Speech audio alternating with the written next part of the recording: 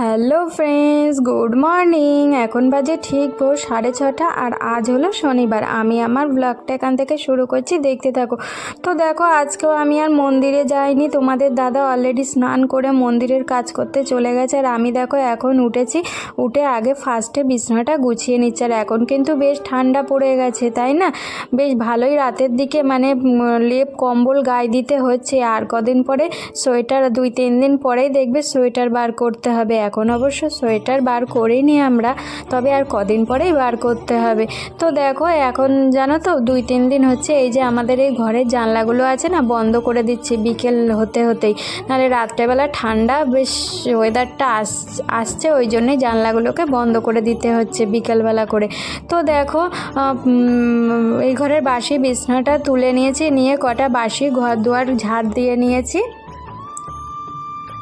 তারপরে দেখো, বাসি ঘর দুয়ারগুলো ঝাড় দিয়ে নিয়ে রান্নাঘরে চলে এসেছি। রান্নাঘরে যে বাসি বাসনগুলো ছিল সেগুলোকে মেজে, গ্যাসের ওভেনটাকে মুছে, রান্নাঘরটাকে মুছে নিচ্ছি। প্রত্যেক দিন সকালবেলা বাসি রান্নাঘরটা যেভাবে পরিষ্কার করে থাকি সেইগুলোই করে নিচ্ছি।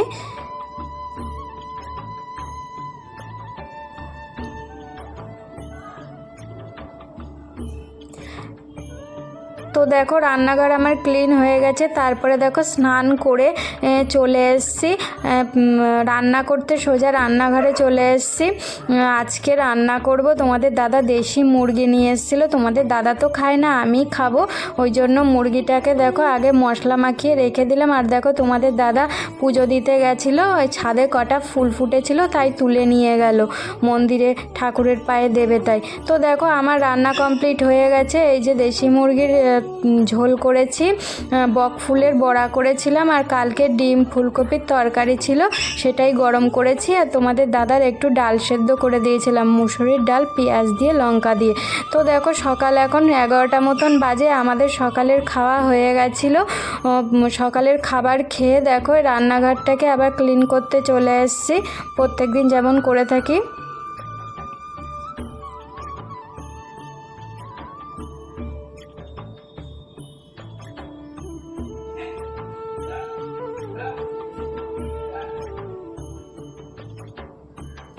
তো দেখো, রান্নাঘরটা আমার ক্লিন হয়ে গেছে। তারপরে খাবার টেবিলটাকে একটু মুছে নিচ্ছি। তারপরে দেখো, তোমাদের দাদা ভাত খেয়ে কটা ডাব এনেছিল। আমি না কাটতে পারি না ডাব। তো দেখো, ডাবের ভিতরে না বেশ নারকোল হয়েছিল। ডাবের জলগুলো খেয়ে সেই নারকোলটা কাটছে। নারকোলগুলো বেশ মিষ্টিও ছিল।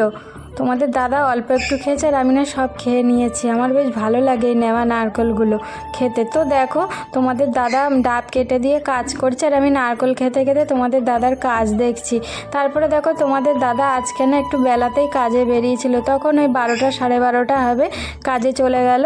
আর দেখো, আমাদের দুপুর তখন 2টো মতন বাজে। আমাদের পাড়ায় একজনের বিয়ে আছে, নেমন্তন্ন করে গেছে বউ ভাতে। তো দেখো, ছেলের বিয়ে আছে। তো দেখো, তারপরে ছাদে চলে এসেছি। ছাদে সকালবেলা যে জামা কাপড়গুলো মেলে দিয়েছিলাম সেগুলো শুকিয়ে গেছে, নিয়ে এসে আনলাতে গুছিয়ে রেখে দিয়েছি। দিয়ে দেখো, বিকেলের কাজগুলো করে নিচ্ছি। দুপুরবেলার খাওয়া আমাদের হয়ে গেছিলো। দুপুরের খাওয়া সেরে বিকেলবেলার কাজগুলো করে নিচ্ছি। তারপরে দেখো, এই গাছটা না, বাহারি গাছটাই দেখলাম মাটিটা শুকিয়ে গেছে, ওই জন্য একটু জল দিয়ে নিলাম। নিয়ে তারপরে বোতল কটাতে একটু জল ভরে নিলাম।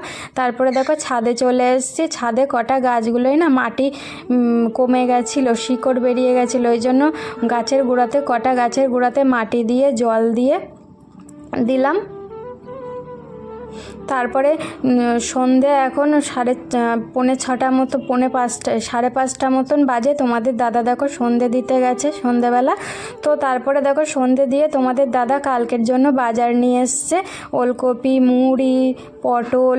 তো আমার এই ব্লগটা এই পর্যন্ত। যদি ভালো লেগে থাকে লাইক কমেন্ট শেয়ার করবে।